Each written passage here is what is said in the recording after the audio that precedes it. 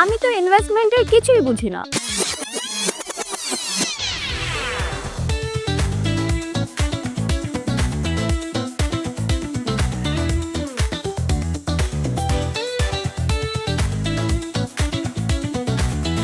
ভয় লাগে, মনে হয় অনেক রিস্কি।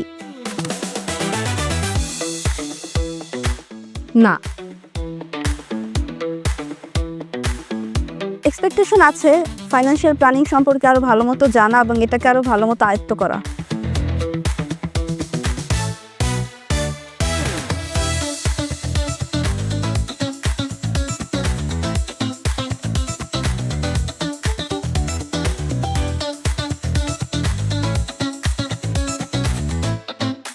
পার্সোনাল ফাইন্যান্সিং নিয়ে আগের থেকে আমি অনেক বেশি আত্মবিশ্বাসী।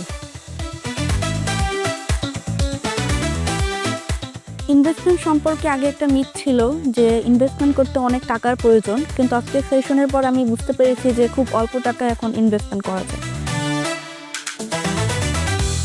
আজকের সেশনটা খুবই হেল্পফুল ছিল, খুব বেটার নেটওয়ার্কিং হয়েছে, সবার সাথে দেখা হয়েছে এবং অনেক কিছু শিখতে পেরেছি। অনেক কিছু আজকে এই সেশনটার পরে জানতে পারলাম। এখন মনে হচ্ছে ইনভেস্টমেন্ট জার্নিটা আরো আগেই শুরু করা উচিত ছিল।